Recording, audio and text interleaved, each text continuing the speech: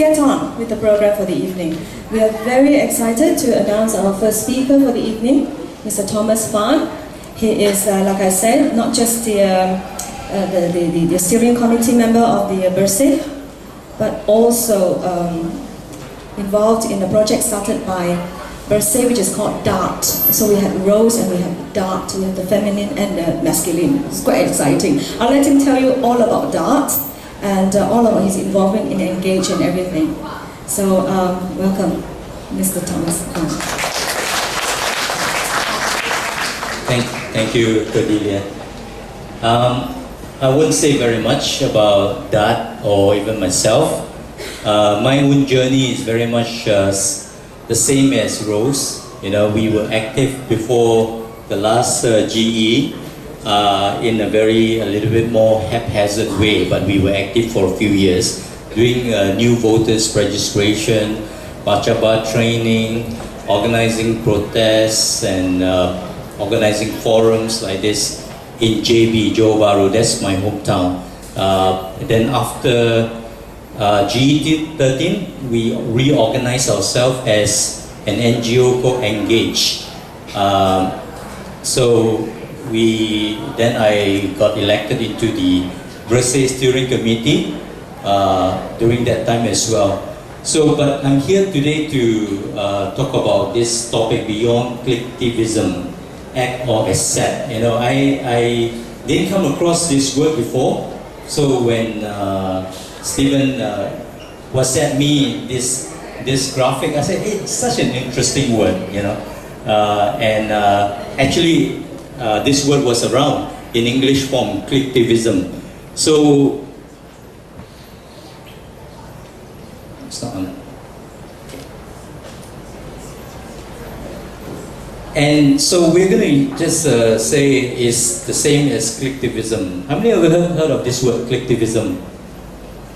Or you have an idea already what it is? It's a new word. It's actually recognized by Oxford Dictionary and just a few years ago. And it says the definition is the use of social media and other online methods to promote a cause. Okay, promote a cause. And now to change the world is as simple as a click away. You know, you just click this button and you can do something to make this world a better place. Isn't that wonderful? Sounds too good to be true, and usually I tell myself, if something is too good to be true, then it's probably not true.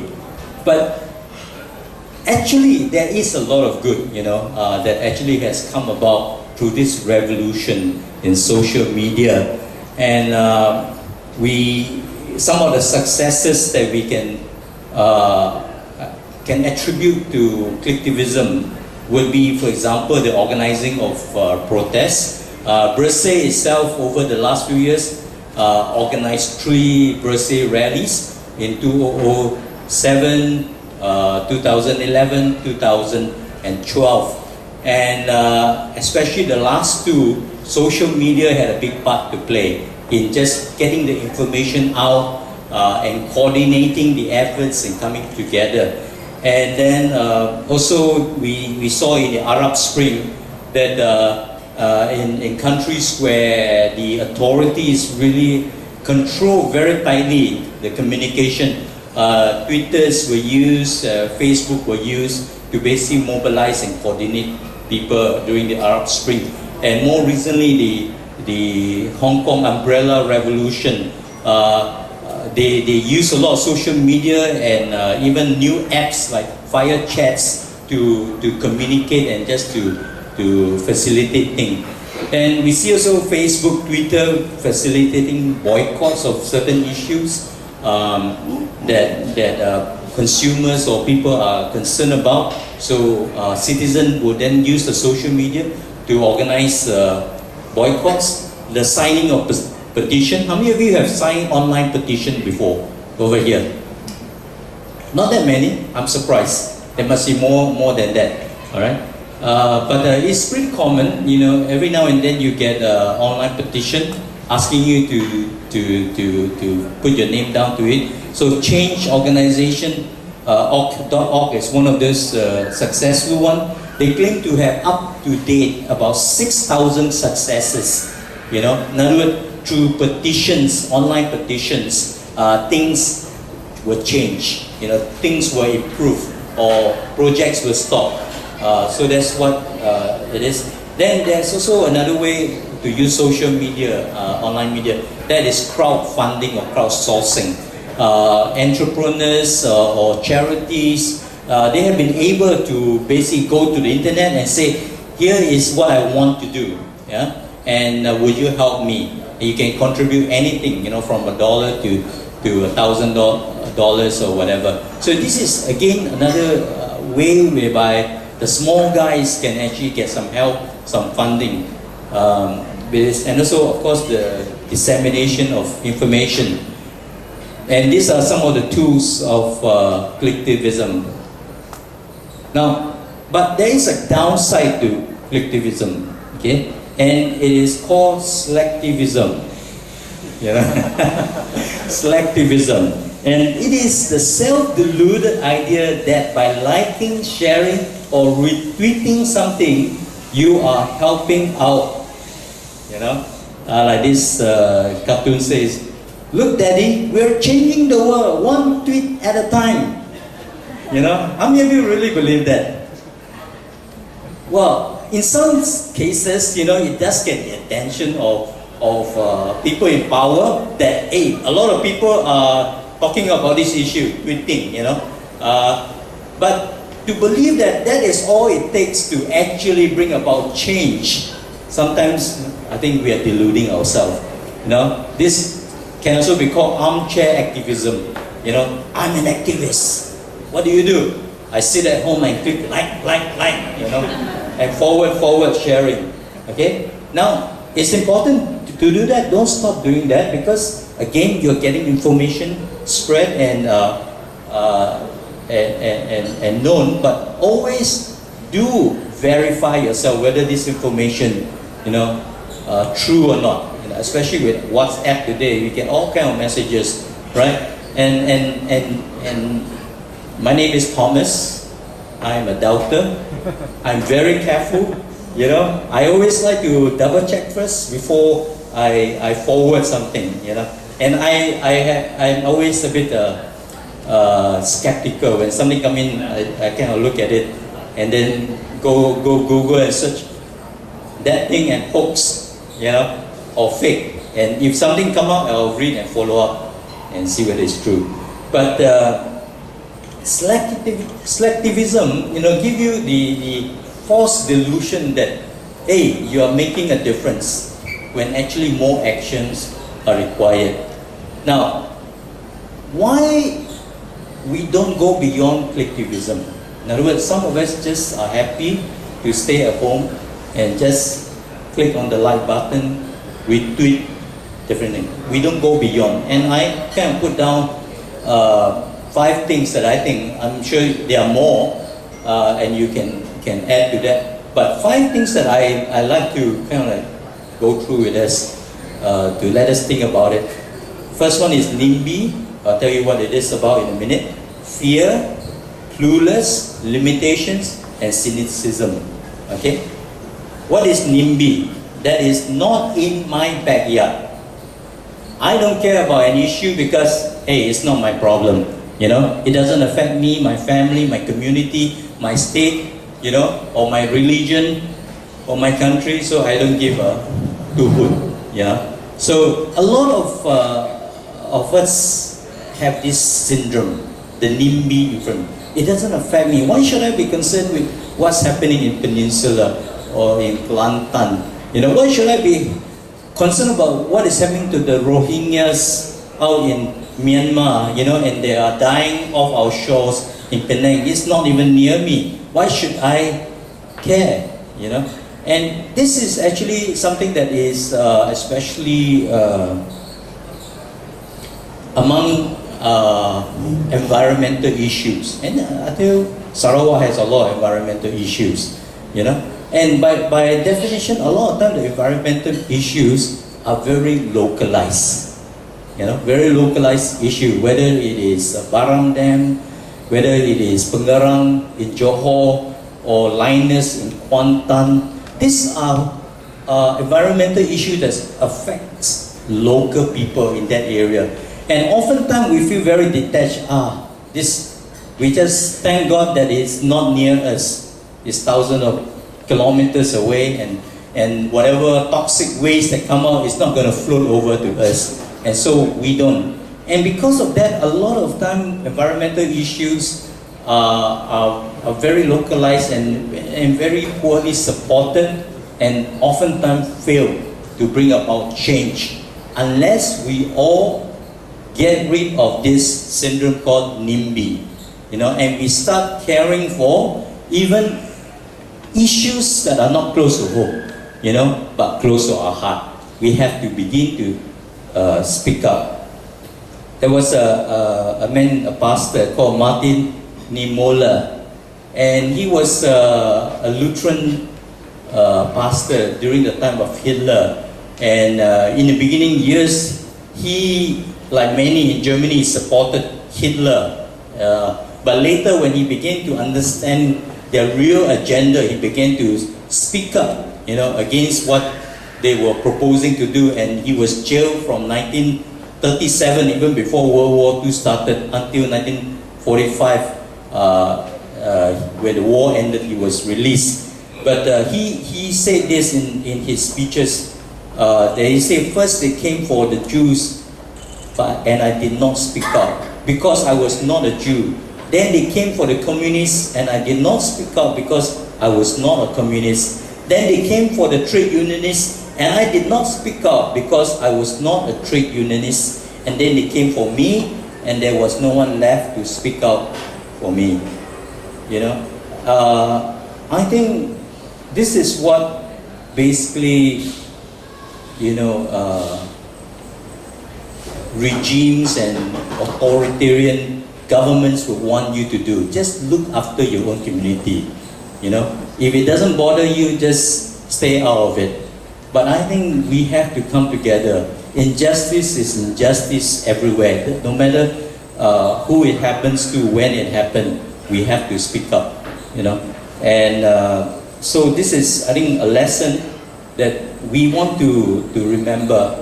Whatever that is happening across the sea, South China Sea, if we don't speak up now, here, it can one day come to us, and then when that happens, no one will speak up for us then. The second reason why people don't go beyond the keyboard, Kliktivism, would be a big one, the fear of persecution. They will come and get me. I have been a little bit involved, in activism in the last few years, and a lot of my friends begin to kind of like stay away from me. And they say, if we are in a WhatsApp group, they will say, are we being monitored? Are the SB around? They are around, will they come and get me? In my mind, I'm thinking, who are you? All you did was click a few likes and they will come and get you. I think you got to do more than that to earn the honor of being called in for questioning, right? How many of you had that honor already?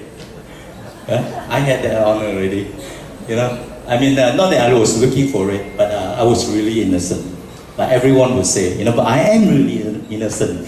I did nothing but stand near a petrol station, and I was taken in, charged, convicted. So I'm convicted.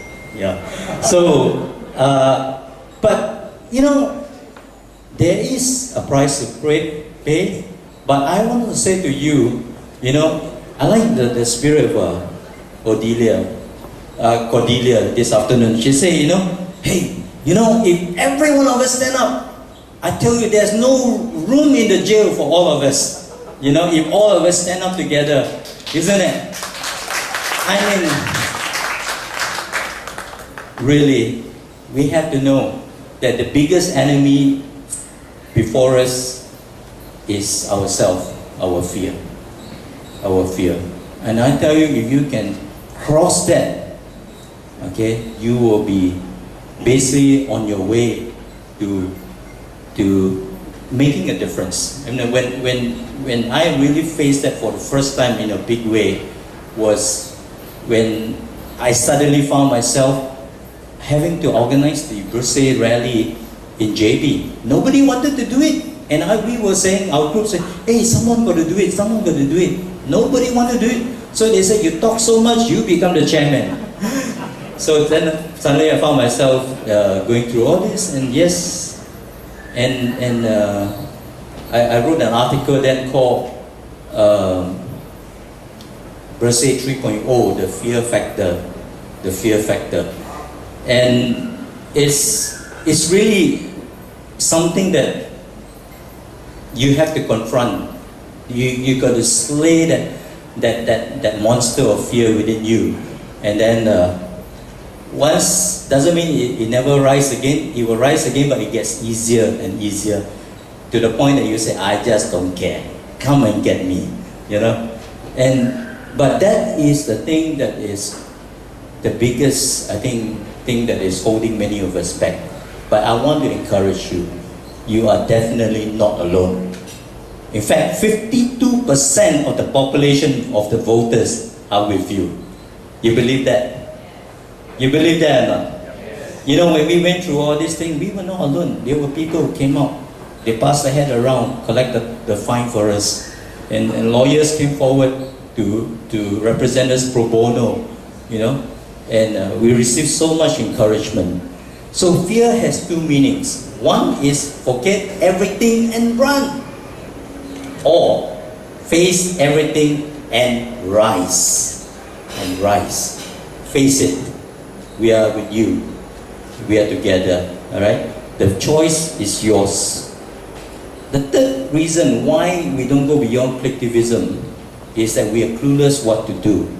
Really? Yes. Maybe after tonight you say, yes, I want to do something. I'm ready to go beyond. But what to do? Well, Anne has given you some clue just now, you know, and there are things that you can follow and do, or there are things or ideas that will come to you that require you to initiate and organize and start. That's how it all started for us, you know. We wanted to do something, we were seeking. Someone said, why do you do new voters registration in JB? This was after the 12th general election, 2008, and say, yeah, why not? So we organized shopping centers, like what you saw just now, and set up counters for 2-3 years. The group of us in JB, we registered about 25,000 new voters in JB, you know, and all because we say we want to serve, we want to do something meaningful. Okay, whatever it is, do something, anything, and your journey begins. As Confucius said, the journey of 1,000 miles begins with the first step. Take the first step. All right. It doesn't have to be a giant leap, but a baby step. A baby step in the right direction will eventually bring you to that journey. So why we don't go beyond Kliktivism? Another limited thing is that we say we are limited, we are alone. What can we do? We are like a tiny little ant, you know, facing this Goliath, this mountain, you know. What can we do? Well, let me tell you, this same ant, when it joins with others, okay, these are fire ants, all right? When it joins with others, as you can see over here, it can float on rivers and cross rivers, and it can bring down an elephant, you know, when it's joined together. That's the thing. The key is that we have to work as a team. Anything is possible when you work as a team, you know, not on your own. You will bring along a certain talent, a certain ability that no one else can do it, but only you can do it. You may not think it's much, but when you contribute to that team, you will make a difference. You know, behind me in Engage is a whole team of different people, and many of them just don't want to stand in front. So I get the privilege of getting all the glory, you know. But actually the honor, the glory belongs to the whole team. They are so good with what they are doing in delineation, in that. There are people who are good at programming, good at the technical stuff, which I couldn't handle to some extent, you know. But it's coming together as a team. So the last one, and to me, probably the most devastating reason why people don't go beyond Kliktivism is cynicism. Okay? Nothing will change. Yeah, whatever. Maybe some of you are saying that to me now. Yeah, whatever. Nothing will change. Well, keep that to yourself. I'm a believer. I believe that, you know, as we push on and on, things will change. Helen Keller said, optimism is the faith that leads to achievement. Nothing can be done without hope and confidence. You know, I really feel that right now the challenge facing our nation, right now, the biggest challenge is the loss of hope for some of us. You know, it's so much harder to get people to come out. It's so much harder to convince people. When we were registering people as objectors for the delineation, we were again out in shopping centers getting, out of 10 people we speak to, 8 of them will say the same thing. No hope lah. No hope. Nothing will change. But you know, hope is infectious. You have to have hope and believe that, you know, things can change and you can be part of that solution, part of that change. And I'm hopeful. Despite, I don't know whether I'm talking in Greek or something you can relate with, but we do feel pretty helpless sometimes when we look at how things are going in the country, especially in Peninsula. Things are getting more extreme, and the situation doesn't look good, and most of all, there doesn't seem to be any leaders on any side, and things look pretty bleak, you know. But I still believe in the people, you know. The people still wants to see good governance. The people still want to see peace and harmony among the citizens, and that the people have a sense of decency and the courage to do what is right. The statistics over the last two elections has shown a momentum, and I don't know. I believe the momentum is picking up, even if things are not quite together in the opposition. So, in conclusion, social media has increasingly empowered us as individuals. We are more connected to each other than ever. Together we can make a difference. Remember the end? Together nothing is impossible. What can we do? Very quickly, demand for free and fair election. That's what will decide whether the power to decide lays in the hand of citizens like us, or lay in the hand of people who draw the boundaries and people who conduct the election. A few days ago, as Anne mentioned, you know, for the first time in our history, the court agreed with us and told the election commission, do it again. You know, because the way you tried to do it the first time, you are hoodwinking, you are cheating the citizen. Do it again. And I tell you, when we got the news, we were jumping, you know, we were like, wow, what a vindication, you know, of what we've been saying in Bersih and all over. Expose corruption everywhere. Don't tolerate, you know, the corruption, because this is the thing that is killing us as a nation. Wealth are siphoned away. Decisions that are made are corrupted, and no a bad decision that doesn't benefit the people but benefit only certain individuals. Expose it and have zero tolerance for it. report abuse of power, hold public servants accountable. I think this is one of the things that we Malaysians have kind of like, in a way, failed. You know, if our politicians and leaders doesn't seem to be accountable to us, seems to be lording over us, I think the first thing we have to say is that we are responsible. And say, but I'm going to stop that. I'm going to hold everyone accountable to do what they're supposed to do. Speak up for the rights of others. We are good when we speak for ourselves. Hey, our community, we demand our right for burial land. We demand our right for this and that. But what if someone else's rights has been taken away? You know, do we speak up for them? Defend our federal constitution. I know it's not perfect, but if you don't defend it, you might as well throw it away. Reject racism and extremism, and give yourself as a volunteer and your money to support worthwhile causes. Okay, and I think I'll just end with that. Thank you very much.